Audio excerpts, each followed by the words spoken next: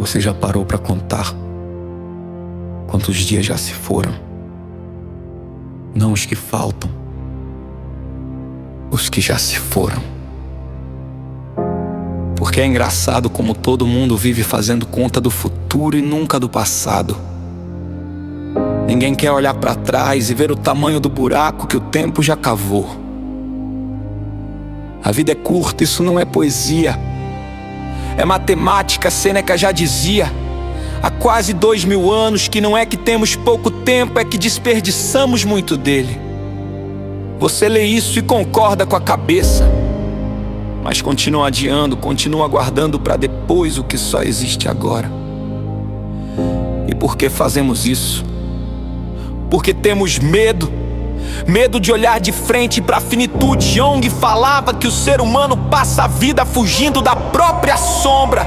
E a maior sombra de todas é a morte. Não a morte do corpo, mas a certeza de que o tempo não negocia com ninguém. Ele não espera você ficar pronto. Ele não espera você se sentir merecedor. Ele simplesmente passa. Você trabalha 8, 10, 12 horas por dia por um salário que mal cobre o aluguel e acha que está construindo alguma coisa. Mas construindo o quê? Pra quem?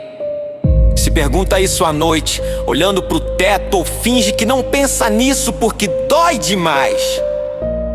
Nietzsche tinha uma pergunta cruel e necessária. Se você tivesse que viver essa exata vida, esse exato dia, infinitas vezes, você diria sim ou cairia de joelhos amaldiçoando o destino? Pensa nisso, não como frase bonita pra postar, mas como faca no peito. Você diria sim pra sua rotina, pros seus vícios, pras suas desculpas, porque é isso que está em jogo. Não é sobreviver muito, é sobreviver de verdade. Existe gente de 80 anos que nunca viveu um dia sequer com consciência plena. E existe gente que morreu aos 30 tendo vivido mais do que a maioria vive em uma vida inteira. O sentido não está esperando você lá na frente, numa aposentadoria, numa herança, num dia em que finalmente as coisas vão fazer sentido. O sentido se constrói agora com as mãos sujas do presente. Maquiavel entendia isso melhor que ninguém. Ele não escrevia sobre um mundo ideal, escrevia sobre um mundo real, sobre agir dentro das circunstâncias que você tem, não das que você gostaria de ter. E aqui está o ponto que ninguém quer escutar. O sentido individual e o sentido coletivo não são inimigos, são espelhos. Você não encontra propósito isolado do mundo, fingindo que sua vida é uma ilha. Mas também não encontra propósito se dissolvendo completamente nos outros, perdendo quem você é para agradar todo mundo. O equilíbrio está em construir algo que seja seu, com sua marca, sua cicatriz, sua verdade, e que ainda assim sirva para alguma coisa maior que você. Pense nisso. Toda a civilização que você admira foi erguida por gente que também tinha medo, também duvidava, também queria desistir. A diferença é que eles escolheram agir apesar do medo, não por falta dele. Então para de esperar o momento perfeito, ele não existe. O que existe é o momento presente, imperfeito, incômodo, real.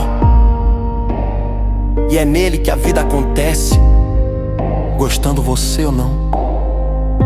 Quantos anos você já perdeu esperando ficar pronto? Quantas conversas engoliu? Quantos sonhos guardou na gaveta porque tinha medo do julgamento?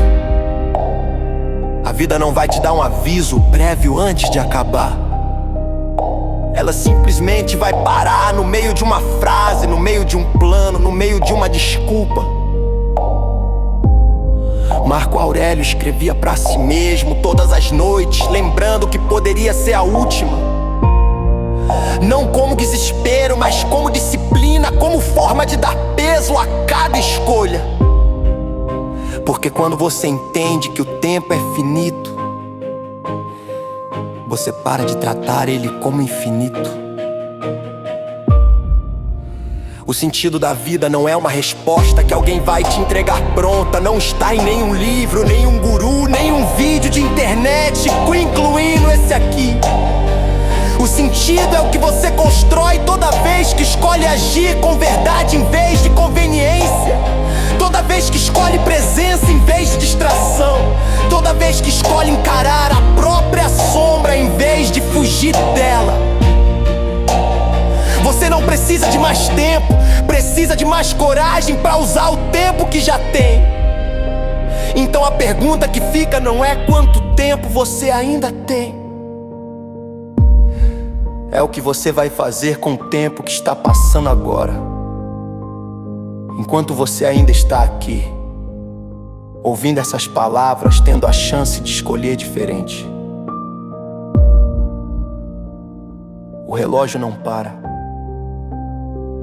mas você pode parar de fingir que ele não existe.